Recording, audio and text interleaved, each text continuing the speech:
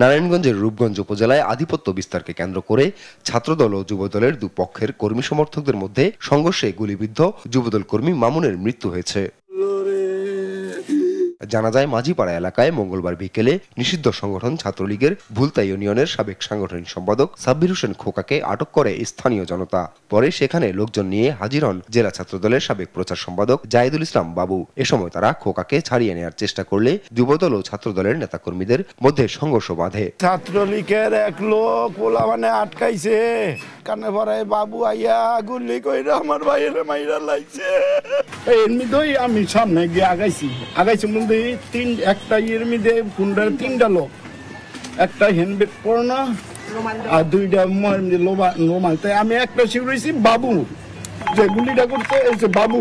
নিহতের স্বজন ও প্রত্যক্ষদর্শীদের দাবি, সংঘর্ষের এক পর্যায়ে গুলি ছোড়েন ছাত্রদল নেতা বাবু। এ সময় গুলিবিদ্ধ হন যুবদল কর্মী মামুন। পরে তাকে উদ্ধার করে ঢাকা মেডিকেল কলেজ হাসপাতালে নিয়ে গেলে মামুনের মৃত্যু হয়। ছাত্রদলের বাবু আইয়া এলো পাতালি গুলি করছে। আমার ভাই ব্যবসা করে এন্দা চাইলের বস্তা লইয়া যাইতে লইছে, আমার ভাইয়ের মাথার মধ্যে গুলি করছে। আমার স্বামী নির্দোষ, তাইলে আমার স্বামীরে কি এর লেগে গুলি করছে? যে গুলি করছে এর ফাঁসি চাই।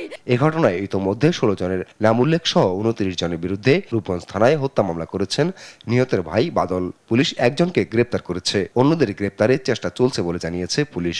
আমরা আসার পরে এলাকা যে একটা থমথমে অবস্থা বিরাজমান ছিল সেটা যথেষ্ট নিয়ন্ত্রণে আছে এবং আমরা মনে করি পুলিশের তৎপরতা এবং এলাকাবাসীর সহযোগিতায় ওই নিয়ন্ত্রণ অবস্থাটা বজায় থাকবে।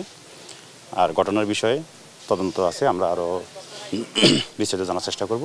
অভিযোগ আছে বাবুকে পৃষ্ঠপোষকতা করছেন জেলা স্বেচ্ছাসেবক দলের আহ্বায়ক মাহবুব। এদিকে সমালোচনার মুখে বাবুকে ছাত্রদল থেকে বহিষ্কার করেছে কেন্দ্রীয় সংসদ।